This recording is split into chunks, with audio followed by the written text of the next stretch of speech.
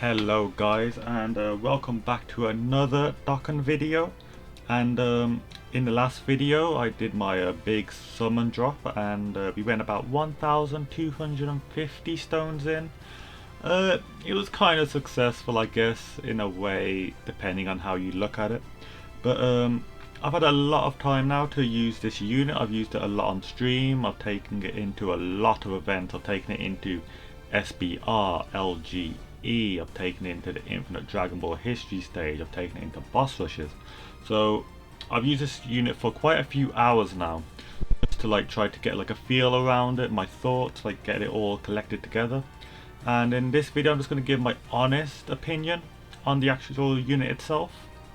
And yeah, let's go straight into it.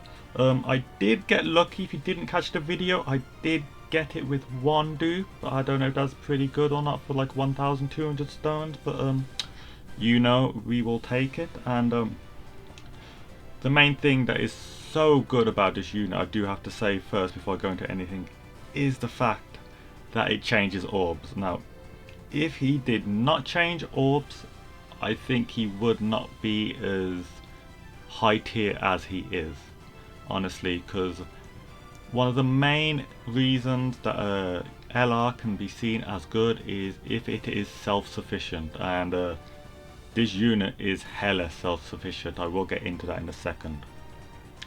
Now going on to its teams now. I've ran it on nearly all of its teams, but honestly guys, Movie Heroes and Super Saiyans are the only two teams I would advise you to run this unit on. Goku's family can be done, and yes, so can Pure Saiyans, but Pure Saiyans, it's hard to fit him in, and it is the same with Goku family as well, you know, with the Super Saiyan 4 Goku being so strong and everything. And yeah, the one restriction this unit does have, the only not downside, but you know, they had to put something in, like, in the way to stop him being so top tier, is the fact that he does need Super Saiyan category allies surrounding him. That means you need to make sure that he's linked up with a Super Saiyan category ally, and whoever does come on float does need to be part of the Super Saiyan category also. That is just to get the most out of his passive. You know, you do want to be getting those higher nuking passives, because if you put, like, I don't know, say if you're running Movie Heroes and you got Super Saiyan GOKU tech coming on, and you know, yeah, he changes orbs as well, but if you're missing that extra 7% attack and defense on each orb, it will hinder him really difficultly. Now, I've been running him mainly on two teams. These are the two teams I think that I really enjoy running him on. The first one is this Super Saiyan team. Now, this team actually mathematically is the highest attack per turn you can get with Super Saiyans. This is running a friend, also a friend of the LR Spirit Bomb Absorption Goku. This was calculated on the Reddit by I think his name's Kairu2. Yeah, he does the best Dokkan calculations, and he came up with this like a, you know, 100 and something days ago when it came out in JP. But yeah, this team I will showcase in a second, and trust me, this team goes hard. No key problems, hardly at all. It's just full out of the gate. Not too long to get much damage. There's not much stacking needed, and yeah, it is a brilliant team. And the next team I do like to run it on is Movie Heroes. Now, Movie Heroes, exactly the same as Super Saiyan, I have put a Super Saiyan team totally together. Like, as I said before, he needs Super Saiyan allies everywhere. I'm not going to risk him not getting his full passive potential, because if you do that, then you know, what's the point of running it like that? And yeah, the main thing I do is I usually always keep him linked up with Gobros, but you know, I've actually found out that sometimes I prefer running him with the LR Vegito or Gogeta. If you have him, he's probably a bit better to run on, because changing everything to rainbow orbs means this guy gets 24 key also along with the new LR. It is a crazy rotation, and it just consistently pumps out tons of damage. I think now I will go into an event quickly just to showcase one rotation with him, just to let you know how he works on like a standard team, like just everyday time. Okay guys, I've jumped straight into Boss Rush 7. It is my favourite boss rush, if anyone from my stream will know that definitely. And yeah, I've got both the rotations I want. I've got these two linked up together. I've got the Strength Gogeta on float. This is how the team is supposed to be run. So I do hope that Trunks does not one-shot this first stage, just so I can see how much the Tech Broly will do. Yeah, oh, 3.3. Yeah, this Tech Broly does have one dupe in. I know the showcase isn't about him, but you know, it is nice to show off some units now, here and again. Okay, and the next rotation has been set up exactly how I wanted it, which was basically having the Gobros with the GOKU, or the Spirit Bomb GOKU, sorry. Now the only problem is having both of them, there is going to be a lot of orb changing. Okay, not much. So before hitting orbs, the defense, like, it's the same as Gobos pretty much, so it's pretty standard.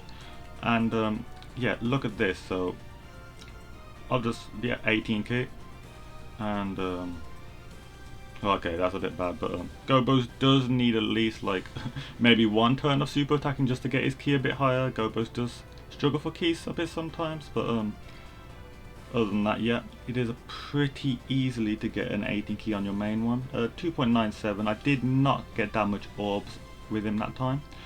His 18 key does lower attack and defense, which can be pretty useful doing maybe battlefield, or maybe doing, you know, if you're speedrunning some event and you just don't want to get supered back, maybe against Turles. That is also pretty nice. Yeah, I'm just going to go through this pretty quickly. Yeah, that's going pretty well.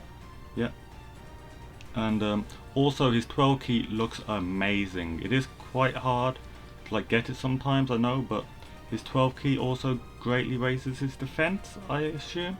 And with that, yeah, he will be tanking easily if he does get that extra super attack off as well. That is one thing to remember. He does become like a defensive powerhouse once you get him enough orbs.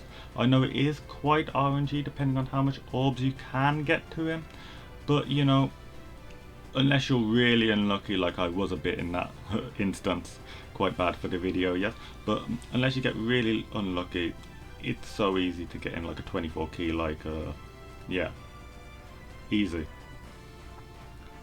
And Gobos are just going to be Gobos, yeah. I mean, even Gobos getting the 12 key, I mean, it's not terrible.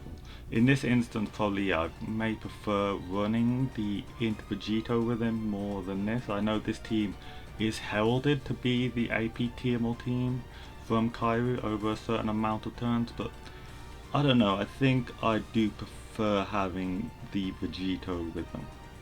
Just for consistency, I suppose. Yeah. And we have seen enough of this. I am going to quickly back out and showcase him on the movie hero team as well. I do quite like that one. About the same. Okay, I am back and I am running the movie heroes team I did show previously. Just showing it off. Yeah, this is how it looks like. Double Gogeta lead, so he is getting 170% attack this time on both ends, which is pretty nice. You just don't get two of him, so yeah, you get a bit less orb changing overall for the whole team, but you know, he does get a bit stronger himself. And I have got the rotation I wanted right here, so I'll just dial in some attacks and we will see what he does get up to. Yeah, that's looking okay. Gobos does always struggle. This is the first time Gobo's hitting, I think. And let's see, 4.54. That is pretty nice. I mean, it's crazy they even gave him utility with the ceiling as well, which is quite mad. And Gobo's on a 12 key, still 2.9 mil. Like, honestly, the damage they can do is ridiculous. Now, this unit is, if you ever did manage to pull him, or you could even run him as a friend unit if you have got Dynamic Goku, I would 100% recommend you to just give him a try and like just test him out in a few different events, because he is really entertaining to watch, even on your own screen. Okay, before I just quickly wrap all of this up, I do want to talk about, has he reached his full potential as an LR yet? And the answer is no. The main thing is that the Super Saiyan category as of now does not have a Ki +2 attack and defense 40% unit, much like how this Gohan is for the movie heroes. So once the Super Saiyan category does get that unit, I can see him reaching way higher numbers consistently. He may go a bit higher in the actual LR tier list as well. Like I think Super Saiyan 4 Vegeta actually went a bit higher up in the damage he can produce, since I think Strength Kappa got his awakening. So loads of external factors can change the actual LR rankings in terms of damage, consistency, all that stuff. And also, I know some people may be a bit controversial on this fact, but this Goku, I feel like he does not suit to be a leader for the actual Super Saiyan team. Now, he is a great unit. I'm not saying he's bad at all. I'm not saying anything bad about him. Just that the Super Saiyan category could use a better leader. Maybe a leader with a support passive, maybe, or a leader with higher damage. Maybe a leader that doesn't need to, you know, drop HP to transform or anything.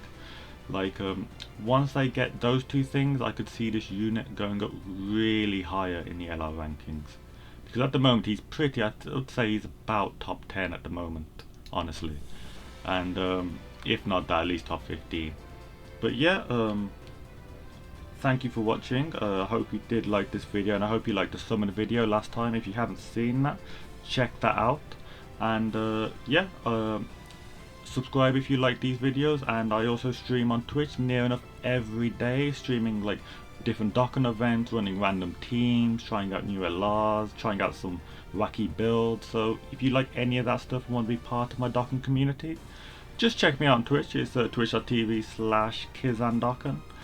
Pretty easy name. And thank you for watching, and I'll see you guys next time, probably tomorrow.